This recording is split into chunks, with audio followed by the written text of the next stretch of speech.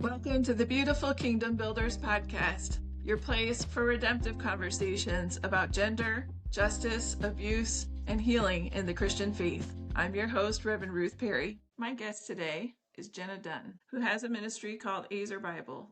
You can find her website at ezerbible.com, EZERBIBLE.com. And if you scroll down to the bottom of the homepage, there are links to all of her social media. I wanted to explain briefly that word Ezer. In Genesis 2:18, God says he made an Ezer, a helper for the man. In English, the word helper can mean someone of a subordinate status.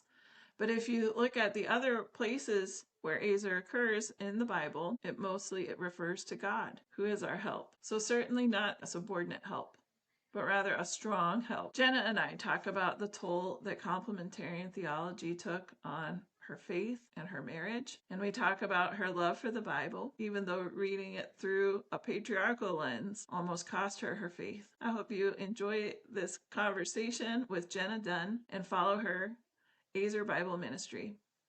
Well, tell me more about your background. So you live in Oregon? Yeah. Is that where you're from? Yeah. I've lived in Oregon my whole life. I was not really raised in the church. I used to go to church a little bit. Like as a teenager, I went to a Baptist church. But when I got married, my husband's family was very involved in Calvary Chapel. And so for a long time, we were Calvary Chapel people, and he became a pastor. He went to the Bible college. Calvary Chapel has like a Bible college in Arizona. And, he read systematic theology, the Wayne Grudem stuff, in Bible college. And then we started a church.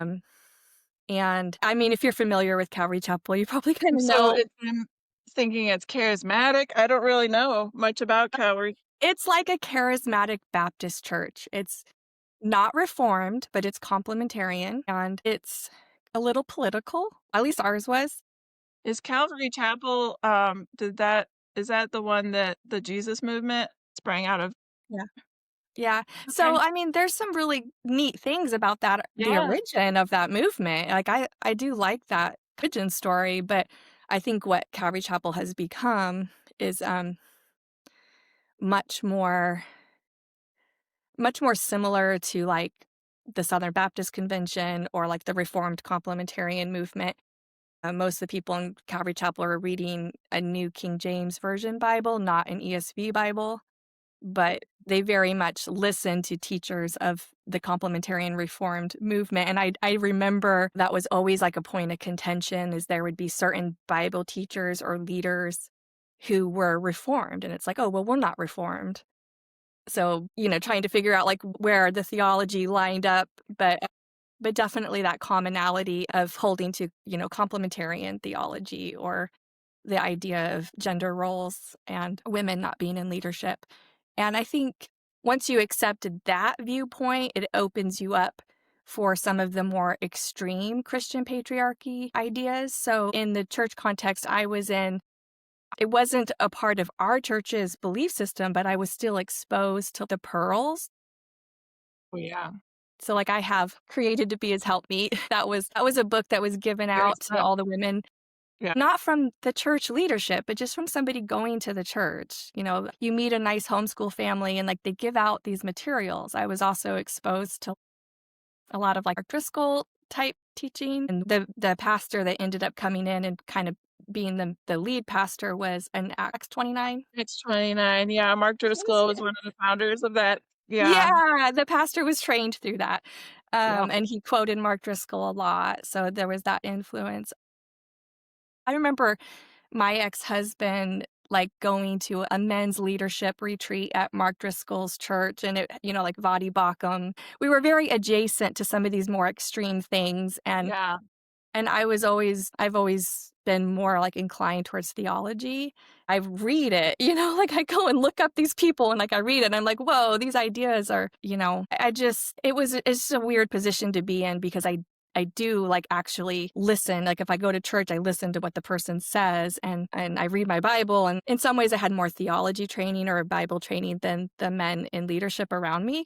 In Calvary Chapel, like usually the pastors don't actually have very much seminary training. They're just charismatic men who, I don't know, They're maybe mentored a little bit by older They were pastors. called and God equipped them. That's all they needed. Yeah, they're yeah, and you're not really in a position as a ministry wife to change anything. So, yeah, I did that for over a decade, and I was very unhappy for like the last 5 years. And it did slowly tear apart my marriage. And there's a lot of ideas within complementarian theology that are really unhealthy for couples and for families. And then I think if you add to that, there's ideas in our culture, right? So, like, even though my ex-husband didn't really embrace, like, he was just not a theology person. He just was like, "I just love people," and he didn't think about it, but he also didn't understand that, like, the things that we were a part of were problematic, like, he just didn't see it, Yeah.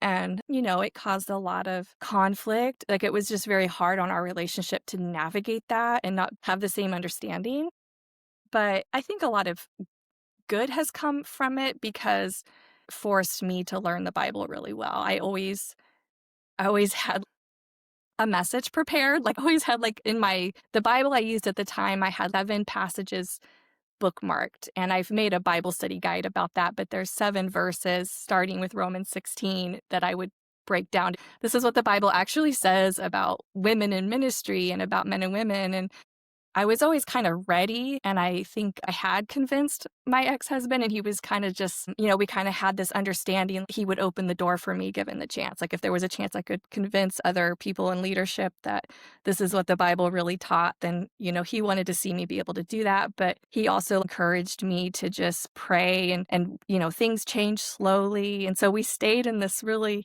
unhealthy church structure for probably way too long, and just kinda hoped that, like, people would change, but I don't really recommend people stay in those types of environment. It's tempting to, because 'cause you're like, "Well, these people all believe the Bible and they love Jesus, so they'll figure it out," but it Yeah. just it's a hard it's a hard mindset to bring people out of. But the good of it in my life is just, what I've learned over the years. I was really influenced by so many amazing theologians and Bible teachers. Like when I started Ezer Bible, I was really influenced by, is it Carolyn Cusis Yeah. James?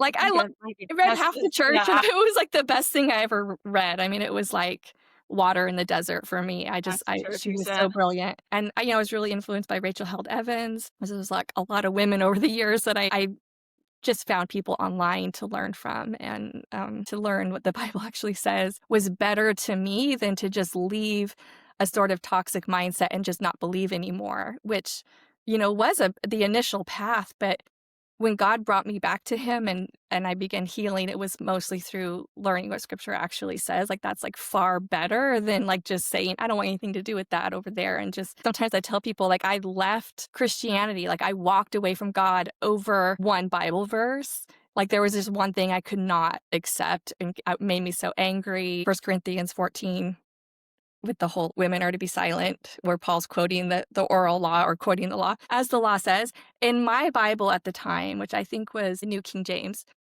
it has a footnote to Genesis 3:16, as if that's the law that it's quoting from. That was what I was being taught about, that Paul is saying that women are to be silent in church. And I just couldn't dismiss that and be like, oh, that's just cultural. And, oh, I just don't like Paul. I just couldn't accept that the Bible said that. So it was kind of a final straw moment for me, where I was like, I know I'm technically a pastor's wife, but I just was sort of a closet atheist for a while. I walked away from God. And I remember at that time in my life being in the position I was actually easier. Like, if I kind of thought atheism was true, I still cared about people.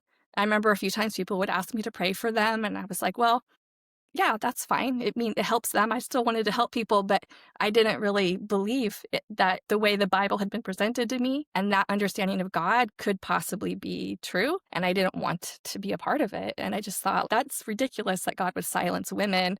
Um, What was the emotional journey of that, of losing your faith? What was that like? Yeah, I think that there was really so much behind that. Like, I had gone through um years and years of hurt and being sidelined in the church, and I had a very, very traumatic birth experience with my 4th son. And I had been exposed to all kinds of toxic ideas and had a lot of things that happened, but it was like that was the final straw. And I think that there was really a lot of wounds and things underneath that. But I do remember just throwing the Bible across the room and I just stopped reading my Bible for a while. And I was very mad at God about that one verse. But, years later, I did eventually come back to God through that verse. What God showed me about that verse was so healing for me. So I'm glad to have what I think is the proper interpretation of that section of scripture and a Yeah. better understanding of Paul. Were you seeking a better understanding, or did God reveal it to you in some way that you were anticipating? How did that come about? Yeah, I just remember I had read different interpretations of it, and I'm always researching things, who knows? But at one point, I remember reading these quotes about what some of the beliefs were about women. There's a quote outside of the Bible, but about women not knowing anything but the use of their distaff, and about it would be better for the words of scripture to be burned than to be entrusted to a woman. There's some different quotes that float around in the teachings of the rabbis. And I remember seeing a quote it literally said, voice of a woman is filthy nakedness. And when I did a word study on 1 Corinthians 14:36, it says, the voice of a woman is shameful. And I looked up the word shameful, and it was the same word as filthy. And I was like, wow, that's really similar, to say that a woman's voice is filthy. It really sounds like Paul's quoting this Jewish oral statement or some kind of slogan, or, he's quoting this idea and then rebuking it. So that's the thing that was so healing for me, is Paul's not agreeing with that. He's rebuking that idea.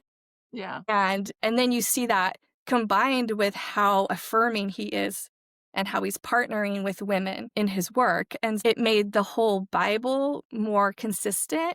Now I see a more cohesive picture of Paul, where he's affirming female leaders and calling them co-workers and co-laborers. And I'm like, okay, that's a Paul that I can understand. And then also the strength of his rebuke, to actually, be like, you men, you think that the Bible came from you. You think the word of God came from you, but it came to us all, it's actually a really strong rebuke. And so I find that really comforting, like Paul's on my side. Yeah. But yeah, it was a process. I was mad at God for a long time. I was really in a bad place for several years. I kind of came back to God, and I was still a pastor's wife, and I was still in an unhealthy situation. I tried to make the most of it, but it was really hard on my marriage. It was really hard to raise my kids in that environment. I have some really sad stories about women who I was very close to, that I saw them go a different direction. I saw them embrace a more strict, legalistic form of Christianity.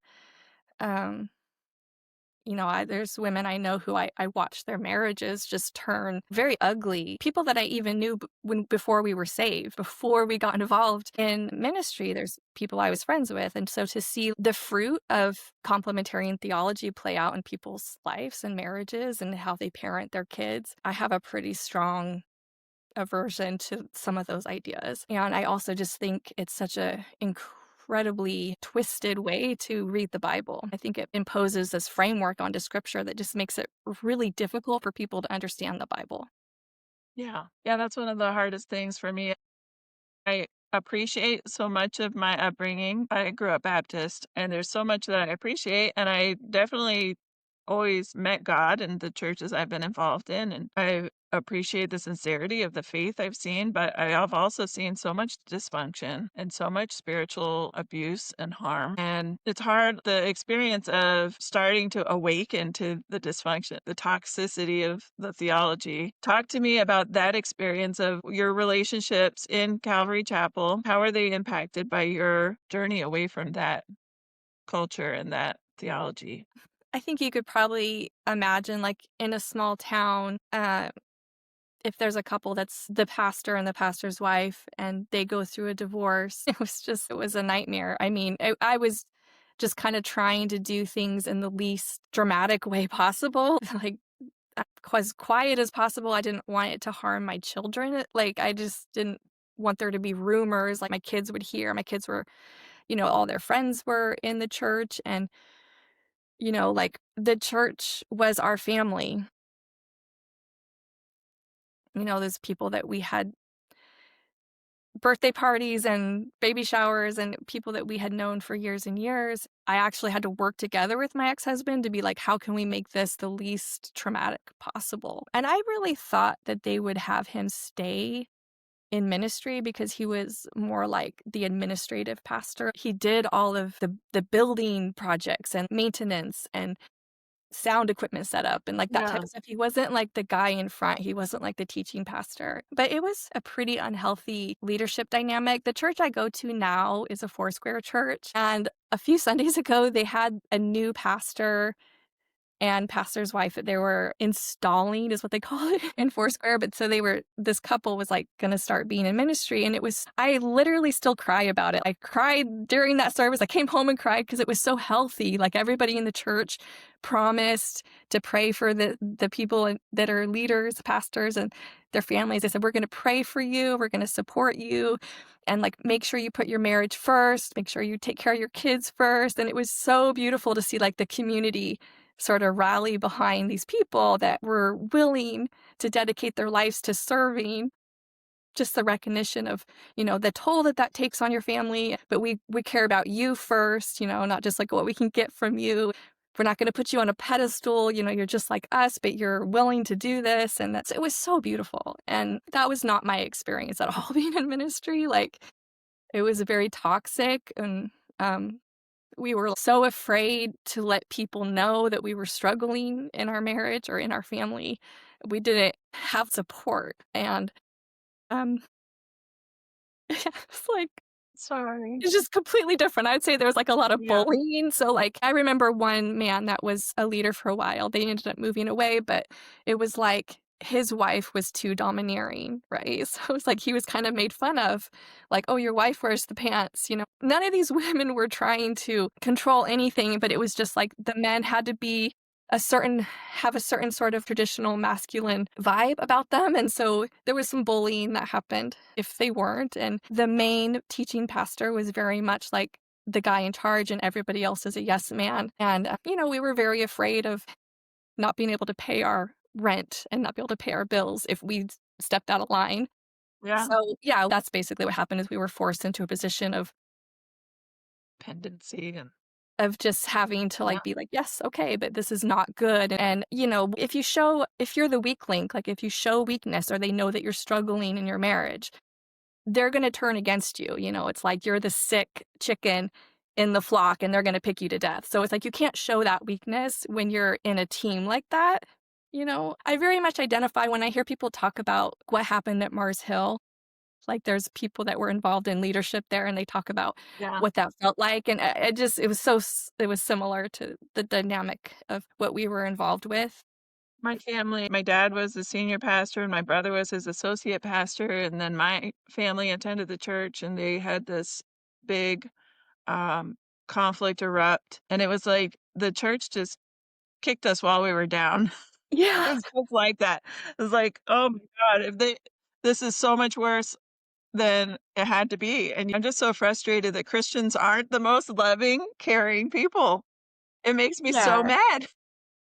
Yeah, it's weird to see those dynamics, and, I kind of imagine that in the healthier churches, part of what besides there sort of being a system of checks and balances so that there's not just, like, one main guy that's everything's around that guy, but I think in some of the healthier churches, it's like you do see, like, the husband and wife ministry teams, and you see women in positions of leadership so that they can provide, like perspective of like what things are like for women in the church. I remember saying that at one time. I was like, well, if I was struggling, where would I get help? Like, all of the leadership are all men and I don't want to talk to them about, and they're like, be like, oh, so and so's wife. And I'm like, yeah, but she's not in a position to change anything. The wives have to support their husbands. Like I mean, how many times I was in a leadership meeting and I knew that they did not want me to open my Bible and to say something that contradicted what they were saying. Like I know to stay in my place and not make my husband look bad. They don't want me to lead or to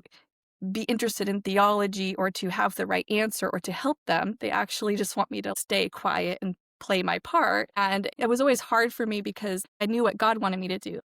I feel like God called me to be a teacher. Like I actually would find myself in situations where we're having a 2-hour long meeting about this topic and I know the answer and I could very easily show you in scripture and it would just end this meeting and we would just all be on the same page. But it was like that was not what they wanted from me, and I didn't want to risk my it's sad. I wish hindsight, I wish I would have been more willing to risk my reputation or my standing or whatever, like, even if it caused a huge problem. I mean, my life fell apart anyways, like, staying quiet didn't serve me either, so I wish I would have had more courage. Well, it takes so long to undo all of the toxic teaching that we've absorbed and learned. Yeah. I've been doing the Beautiful Kingdom Builders page for a long time, and just recently, I'm finding my own voice in personal relationships with other people, or pursue my own goals apart from my husband and stop, Yeah. like, waiting for my husband to be the ministry person that I support. It's really, Yeah, really takes a lot of time. for Even as sure. your eyes are opening decades before, it still takes time to undo that cultural conditioning that we Yeah. received. I think I bought the domain name Ezer Bible, like, 2020, so that's how long ago I've been not doing this, and it's because of the mindset hurdles that I'm up against. So I started my business, and all of the same issues that I was having just in my relationship with God were manifest in my business. So I'm like, why am I struggling so much as a small business owner? I'm chronically undercharging, devaluing my time, devaluing myself. It just came across so much personal problems because of my background. I just really can't, let God fully heal me from like some of these really toxic mindsets. And I think too, when I go back and read some of the stuff I was writing during that time for probably 5 years, most of the things I wrote, if I read it now, it's not the voice I want to put out there. That's Yeah. not how I want to sound because what it is like I'm talking or writing from a place of feeling really inferior, trying to prove myself, right? Like trying to say, I actually know something about the Bible. I know something about theology, and this is why you should listen to me. And Yeah. God isn't asking me to do that, but I just feel like I know the person I was when I was a Calvary Chapel ministry wife. I felt so disempowered and so not worthy and like my voice didn't matter and nobody would want to learn from me or hear from me. They just wanted this silent role, supportive role. And I just thought, who am I to think I know something about the Bible or who am I to challenge complementarian theology? I felt just really inadequate. And it's been so hard to overcome that. And I like there has been growth in that area, but I think that's kinda why, like, I don't put myself out there, I put my voice out there. I do more with my marketing, um, and I think that that's kinda helped me warm up to the idea of, like, "Oh, I have something to teach." But yeah, it was so hard to start kinda, like, moving forward in my gifting just because of how some of those mindsets had influenced me, and I think too, sometimes I have a voice in my head, like, I can imagine the objection already without even anybody hearing my ideas. I know the voice of these men that come against the ideas that I have. I'm very aware of the other side. I've read a lot of complementarian literature. I understand all their arguments and positions, and that's a good thing because I can refute those objections, but yeah, I very much understand the mindset, and there's so many people who shut down women. So I feel shut down sometimes even without even sharing my idea. I'm like, "I'm going to write this," and I'm like, "I already can hear the objections and the way that they would shut me down if I shared this." I was really I would active. really encourage you, Jenna, to please use your voice. I'm really impressed and amazed by all that you've just shared in this short conversation. I think you definitely have a gifting and a calling from God. And part of the challenge of being a woman that grew up in these complementarian spaces is giving yourself permission to follow that because nobody else is going to. And so Yeah. you have to just take that leap of faith and you are gonna have pushback, but honestly, I think the, complementarian men are not trolling the internet as much as we fear, and they're really easy to block or to just, Yeah. like, not approve their comment. Like, it's just you Yeah. can protect your space. Yeah, I see women with a lot of comments and interaction online. It's like I see it's not as bad as I think. I think I used to be really active. Like I would debate things with people on Reddit, right? And so Reddit used to be Yeah. very anonymous. And so some of the people representing like a very reformed comp view were really harsh. You're the worst.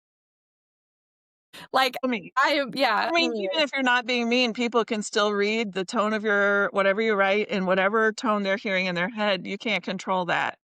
yeah, You just have to like put the message that the Lord has on your heart out there. yeah, And it's not going to be for everybody. No, if it only reached one person, I feel like you've made an impact that matters. yeah. So I would encourage you to go Thank ahead and be you. courageous. Yeah, And I think that it would be really meaningful and fulfilling to you to start putting your work out there. yeah. I would listen to your podcast and I'll share your articles. I'm Thank excited for you. you. Thank you. Yeah, I think I'm gonna spend some time this upcoming year focused on developing Ezer Bible. I definitely overthink. I Yeah. overthink a Have you lot. done What? have you done any Enneagram work? Yeah, yeah. I'm like an INFP. Yeah. Yeah. Like the Enneagram numbers are 1 through 9, Oh, and you yeah, yeah, yeah. strike The me number as the one. I'm number like a 5. yeah. What are you? I said, you strike me as a 5, but I'm a 5 also. Yeah. I think I was a 4, but yeah, You might have a 5 wing, but the yeah, 4 I think part of you so. would be the more sensitive part. Like, for me, I don't really care if people disagree with me. I'm okay Yeah, with, like, online interactions, and I yeah, actually really enjoy listening to people and reading people who disagree with me. But I yeah. think part of that is just my personality is I'm the observer, and I enjoy observing people. Yeah, people are interesting for sure. Yeah. Yeah, no, I am very sensitive and like I think about things a lot and I really take things to heart. And like I will sit on an idea for years sometimes before I share it. Yeah. So, Yeah, absolutely, me too. I'm an INFP also. And I don't feel like I ought to podcast. Number 1, I feel like I have the most annoying voice in the world. Who would wanna, like, listen to this voice? I don't mm, know. So I had the idea, so I mentioned it to people, and everybody tells me that's a great idea, so now I feel like I have to try it. But yeah, personally, I wouldn't do it because really? I don't think like, I have imposter syndrome. I would Yeah. rather just keep reading other people and thinking about other people's thoughts. But I do feel like I've had this platform on the Beautiful Kingdom Builders page, and you can't really have nuanced conversations when you're sharing a meme or an article.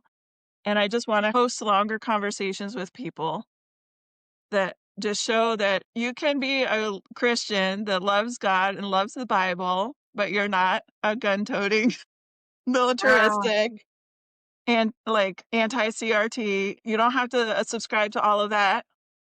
You don't have to believe in penal substitutionary atonement. Yeah.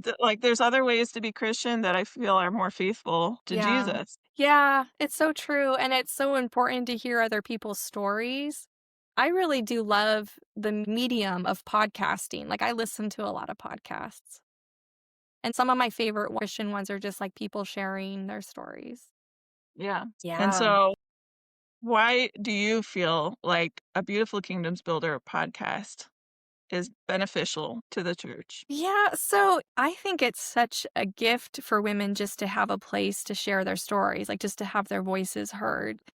I r I kind of believed I had to, like, build that all myself, like, I need to somehow earn the right to have my story heard, and that's how I learned web design, like, I was like, "I wanna build a website," and I always had that in the back of my mind that I was going to do Ezer Bible, so but it's like I went down this whole other path of, like, now I have a whole business building websites for people, and I do a lot on the internet, I do all kinds of marketing, but doing it for myself for my calling has had a lot of obstacles, and I think that a lot of people would never be able to do that. I mean, it takes a ton of time to learn everything to build your own platform. I love that the internet exists and women can build their own platform, but not Yeah. everybody's going to be able to do that. So it would be great if there was more places women could just share what God's showing them and share their stories and share their testimonies because if you're coming out of a context like I was, you're really feeling like your voice doesn't matter already,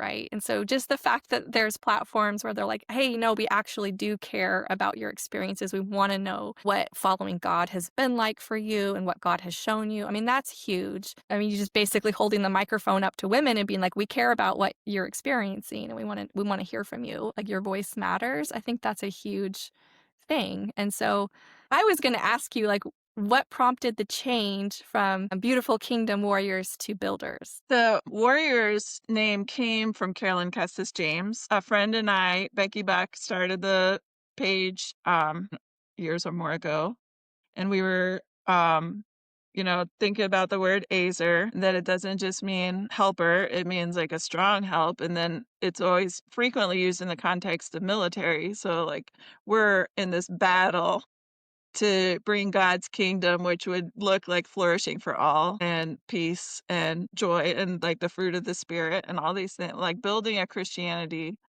But the building part came later in my thought as I'm thinking less about fighting battles because I'm really tired of culture war. I don't want to be Yeah. a culture warrior, but that was so deeply embedded in me 15 years ago that warrior seemed like a good name. But now I want to be part of building something beautiful because we're ambassadors, we're builders, there is the spiritual warfare aspect of life, but really the battle is God's.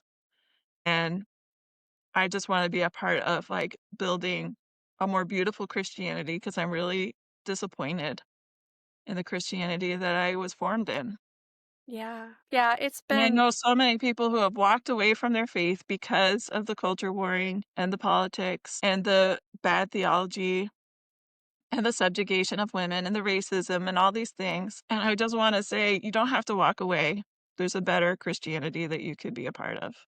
wow. Yeah. Yeah, I think about, like, some of the positions that I've taken more recently, and I'm like, "Well, I hope that focusing on theology or what the Bible really says isn't just another turnoff for people. Because 'Cause I've known Christians I've really cared about over the years who have more of, like, a shepherd's heart for people, or they're maybe, like, more prophetic, like, they don't get into theological discussions, and they don't understand half the things I wanna talk about. They don't know the terminology or the different people who wrote whatever books, but they just really love people, and they just really have God's heart for people, and they care about reconciliation, or they care about seeing people grow in the Lord, and they don't geek out about the Bible or theology like I do. And I'm always like, I really want to make sure I keep those people close to me so that they keep me in line and I don't go off in this whole Yeah. other direction that's not people focused, right? Because at the end of the day, that's what matters. Yeah. But yeah, I do think that, you know, that's a really beautiful change to make it about building the kingdom and being a part of building the kingdom. I was really interested in that because when I first found the Beautiful Kingdom Warriors, I was very much like, "Ooh, warriors," and I also was so influenced by the idea. I mean, like, I got, like, an Ezer tattoo, like, Yeah. that's how much Ezer was like, and on my That was a mind-blowing revelation, learning what Ezer meant. it was because I had been influenced and seen so many women's lives influenced by the ideas that are represented by created to be as helpmeet, and that idea that a woman being Azer means she's subordinate, and then to, like, see the truth about that in scripture was, wow, such a radical shift, and so, yeah, I really bought into that identity of, like, being like, "Oh, I'm an Azer," like, that's super freeing and healing for me. Yeah, it is a long process, healing and unlearning and relearning. And I think for me, it really started, the dominoes started falling away from my early faith formation about 15 years ago. And 15 years, that's a long time, almost all of my adulthood. Or Yeah. not really. No, that's because I'm 44 now. So I'm like late 20s. Just really when my home church went through all that conflict and it impacted my family and we experienced a lot of abusive behavior towards us and shunning, and it was just really painful. And then all the little dominoes started falling, and the first thing that I noticed is if the women in this church had any say, this is not how this would be handled. Yeah. And then I started wondering, why don't the women have any say? It doesn't really make sense. And Yeah. so that was the thing that for me, but last year, I finally went and did some EMDR therapy because over 15 years of me learning new things and working on all of this, I was still carrying the wounds and they were still wide open and painful. And just going through that EMDR therapy last year was really transformational. Wow. And I think maybe that's where now I'm getting I'll try a podcast courage. I don't Yeah. know. I'm not as scared anymore. Yeah. I think sort of gathering together women, especially, but also, I know when I think about like the strategy behind Ezer Bible, I didn't want to make it just for women because if I see a Christian man that's like actually teaching the Bible like the right way and like is understanding how important the voice of women is and like how important women are to building the church, I'm like, that's actually so beneficial. So I don't like the idea of men and women are against each other. Like, it's actually just there's men and women that are a part of the kingdom, and it is a very supportive, helpful. I think about all the women that Paul was partnering with. It's like they wouldn't have been able to accomplish what the early church accomplished without those partnerships. I had noticed if I say patriarchy, like I almost don't want to use that term anymore because talk to many people who, when they hear me say patriarchy, they think I'm saying something against men. And like to me, patriarchy doesn't mean men. Like men and women hold up patriarchy. I'm not saying anything negative about men. So it's like to me that the divide should be the people over there that support patriarchy and then the people that are building the kingdom and following Jesus and laying down their lives and serving and submitting to each other. So, but yeah, it's an interesting thing because I think as soon as you try to bring men, like I just was so comfortable talking to women, you bring men into it, I think there's just this default that women will just back down and let men lead. Like there's just our culture has conditioned us to be like, oh, there's a man in the room. Okay, I'll shut up now and just see what he says. How do you get women to participate and to leave behind that sort of cultural conditioning? That's something I think about a lot. But yeah, I really I'm super excited that you're going to do a podcast, and I hope that that ends up being something that more women, will start sharing. Is Foursquare, that's the denomination that Amy Semple McPherson founded, right? Yeah, it's weird. There was a Foursquare church in the small city that I was a ministry wife in, and I had friends that, even some of the leadership team had been raised in the Foursquare church. And so it's weird to me. I'm like always wondering, why did they adopt this view of male and female gender roles and only male only leadership if that was their background? But that particular Foursquare, even though their denominational belief system included women in ministry, they didn't actually practice it. There wasn't any women in ministry that I saw. Maybe the pastor's wife was a little bit more outspoken than in other faith traditions, but they didn't really practice what they believed, right? But the Foursquare Church, now that I'm in a bigger city, actually the city I'm in, there's so many good churches. Like there's also a denomination here called Open Bible, and it's usually a husband-wife pastor team. And I went to a few of those and I just cry. Like a woman gets up front and starts preaching, I just start crying. It's just beautiful. I don't know how to explain it. It's not about one person. There's a team of people. They take turns teaching. People take turns doing worship, and they just make decisions together as a team. And there's not like women defaulting to male leadership. It's the women share what they think, and it's just really healthy. I'm still blown away about it, I guess. Yeah. I'm glad you found that church. Yeah, And I'm glad I met you, Jenna. This is so I'm glad I nice. met you too. We're friends now. Yeah, I am happy to. Thank you so much, Jenna. You shine the light of God from your whole being, and everything you've shared has been really beautiful and impactful. And I Thank feel you. like God has definitely gifted you. Thank you So so if you much. need encouragement, I'm encouraging you. Aw, Take it the means a risk. lot. Do it, because I love it. I love it. I feel like you're a beautiful soul. Thank you so much. Yeah. So keep on keeping on, Jenna. You're doing Alright, great. you too. Thank you so much, Ruth. Thank you. Thanks for listening to the Beautiful Kingdom Builders podcast. If today's episode encouraged you or sparked something new, please share it with a friend and take a moment to subscribe or leave a review. It truly helps. You can keep the conversation going on thebeautifulkingdombuilders.com, or find us on your favorite social media platform. I'd love to hear your thoughts and questions. I'm Reverend Ruth Perry. Thanks for joining me, and may grace and peace go with you this week.